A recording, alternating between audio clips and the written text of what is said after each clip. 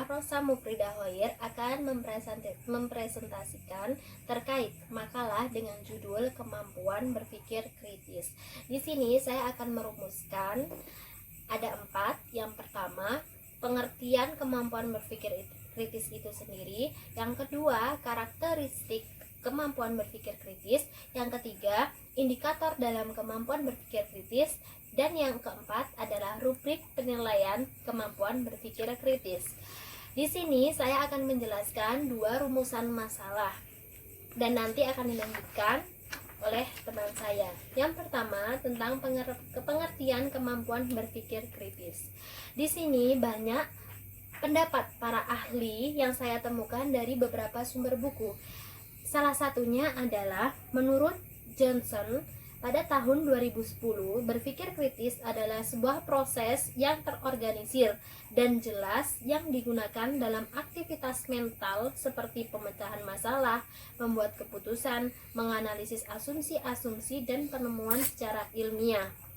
Dan ada juga menurut Surya pada tahun 2011, berpikir kritis merupakan kegiatan yang aktif, gigih, dan pertimbangan yang cermat mengenai sebuah keyakinan atau bentuk pengetahuan apapun yang diterima, dipandang dari berbagai sudut alasan yang mendukung dan menyimpulkan. Dan masih banyak lagi pengertian tentang kemampuan berpikir kritis dari para ahli. Dari 2 pendapat para ahli tadi, saya dapat menyimpulkan bahwasannya berpikir kritis itu merupakan sebuah kemampuan yang penting karena dapat mencegah orang untuk membuat keputusan yang salah serta dapat memecahkan masalah yang dihadapi. Dan tidak semua orang itu mempunyai kemampuan berpikir kritis karena untuk melaksanakan berpikir kritis tadi itu membutuhkan waktu dan kedisiplinan. Artinya, pada waktu berpikir, pada waktu mengembangkan ide-idenya, pertanyaan, dan pemikiran yang kritis dan direncanakan serta mengaplikasikannya dalam kehidupan nyata atau kehidupan sehari-hari. Nah, dalam kemampuan berpikir kritis ini ada 6 unsur dasar dalam berpikir kritis yang biasanya disingkat Frisco. Yang pertama adalah V, fokus. Fokus di sini untuk membuat sebuah keputusan tentang apa yang diyakini, maka dia harus bisa memperjelas pertanyaan atau isu yang tersedia dan coba untuk memutuskan mengenai apa yang dia tanyakan tadi. Yang kedua, tentang reason, yaitu mengetahui alasan-alasannya mendukung atau melawan putusan-putusan yang dibuat berdasarkan situasi dan fakta yang relevan. Yang ketiga, I, inference. Inference itu membuat kesimpulan yang beralasan atau menyungguhkan. Nah, bagian penting dari langkah penyimpulan ini adalah mengidentifikasi asumsi dari mencari pemecahan tadi, lalu mempertimbangkan dari interpretasi akan situasi dan bukti. Yang keempat, S, situation, memahami situasi. Jadi, ketika orang memiliki kemampuan berpikir, mereka juga harus mempunyai unsur-unsur dasar tadi, yaitu memahami situasi dan selalu menjaga situasi dalam berpikir. Itu akan membantu memperjelas pertanyaan mereka dalam fokus tadi dan mengetahui arti istilah-istilah kunci, bagian-bagian yang relevan sebagai pendukung. Yang kelima, clarity, yaitu menjelaskan arti atau istilah-istilah yang digunakan. Yang keenam, overview. Overview ini melangkah kembali dan meneliti secara menyeluruh keputusan yang sudah diambil. Nah, kemampuan berpikir kritis tadi sudah saya jelaskan tentang berpikir kritis sendiri. Dan sekarang, apa itu kemampuan berpikir kritis? Kemampuan berpikir kritis itu adalah suatu kemampuan seseorang dalam menganalisis idenya atau gagasan secara logis, relatif, dan sistematif serta produktif untuk membantu membuat mengevaluasi, serta mengambil keputusan tentang apa yang diyakini atau akan dilakukan, sehingga dia berhasil untuk memecahkan suatu masalah yang dihadapinya.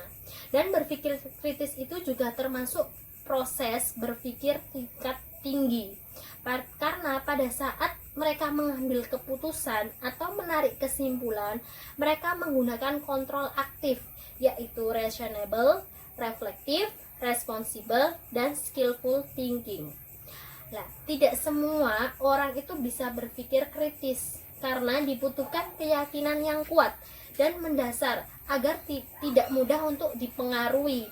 Kemampuan berpikir kritis itu juga sangat diperlukan untuk menganalisis suatu permasalahan hingga kita sampai pada tahap pencarian solusi untuk menyelesaikan permasalahan tersebut. Selanjutnya, saya akan menjelaskan tentang karakteristik kemampuan berpikir kritis.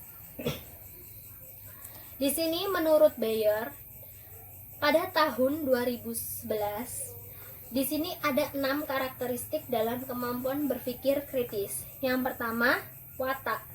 Yang kedua, kriteria. Yang ketiga, argumen. Yang keempat, pertimbangan atau pemikiran. Yang kelima, sudut pandang. Dan yang keenam, prosedur penerapan kriteria. Di sini saya akan menjelaskan satu-satu lebih detailnya tentang karakteristik dalam kemampuan berpikir kritis. Yang pertama, kriteria. Dalam berpikir kritis harus mempunyai sebuah kriteria atau patokan. Karena untuk sampai ke arah sana, maka kita juga harus menemukan sesuatu yang dapat diputuskan atau dipercayai. Meskipun sebuah argumen itu dapat disusun dari beberapa sumber pelajaran, namun akan mempunyai kriteria yang berbeda. Apabila kita akan menerapkan standarisasi, maka haruslah berdasarkan kepada relevansi, keakuratan fakta-fakta yang ada, berlandaskan sumber yang kredibel, yang teliti, tidak bias, bebas dari logika yang konsisten, dan pertimbangan yang matang. Yang kedua, watak. Seseorang mempunyai keterampilan berpikir kritis, mempunyai sikap yang skeptis. Skeptis itu tidak mudah untuk percaya. Dia tidak mudah untuk dipengaruhi, sangat terbuka, menghargai kejujuran, respek terhadap berbagai data dan pendapat orang lain, dan respek terhadap kejelasan dan ketelitian, mencari pandangan-pandangan yang berbeda, dan akan merubah sikap ketika terdapat sebuah pendapat yang dianggapnya itu baik. Jadi di sini dia akan mempunyai watak yang tidak mudah untuk percaya dan menghargai pendapat orang lain. Yang ketiga, argumen. Kita tahu sendiri, apa itu argumen? Argumen adalah pernyataan atau proposisi yang dilandasi oleh data-data. Namun, secara umum, argumen itu dapat diartikan sebagai alasan yang dapat dipakai untuk memperkuat atau menolak suatu pendapat orang lain, pendirian atau gagasan. Keterampilan pada berpikir kritis ini akan meliputi kegiatan pengenalan, penilaian, dan penyusunan argumen. Jadi, poin ini juga sangat penting dalam kemampuan berpikir kritis. Yang keempat, pertimbangan atau pemikiran, yaitu kemampuan untuk merangkum kesimpulan dari satu atau beberapa premis. Prosesnya akan meliputi kegiatan menguji hubungan antara beberapa pernyataan atau data. Yang kelima, sudut pandang. Sudut pandang, kita tahu sendiri apa itu sudut pandang. Sudut pandang adalah cara kita memandang suatu landasan yang digunakan untuk menafsirkan sesuatu dan yang akan menentukan konstruksi makna. Seseorang yang berpikir kritis akan memandang atau menafsirkan sebuah fenomena dari berbagai sudut pandang yang berbeda. Karena setiap orang pasti mempunyai pandangan yang berbeda-beda. Yang keenam, prosedur penerapan kriteria. Prosedur penerapan kriteria berpikir kritis ini sangat kompleks dan prosedural. Prosedur tersebut akan meliputi merumuskan masalah, menentukan keputusan yang akan dia ambil, dan mengidentifikasi asumsi atau perkiraan-perkiraan yang dia dapatkan. Nah, pada kesempatan sekarang ini cukup itu yang bisa saya sampaikan. Untuk poin ketiga dan 4 akan dilanjutkan oleh teman saya Umi Kulsum. Terima kasih atas perhatiannya, semoga bermanfaat. Wassalamualaikum warahmatullahi wabarakatuh.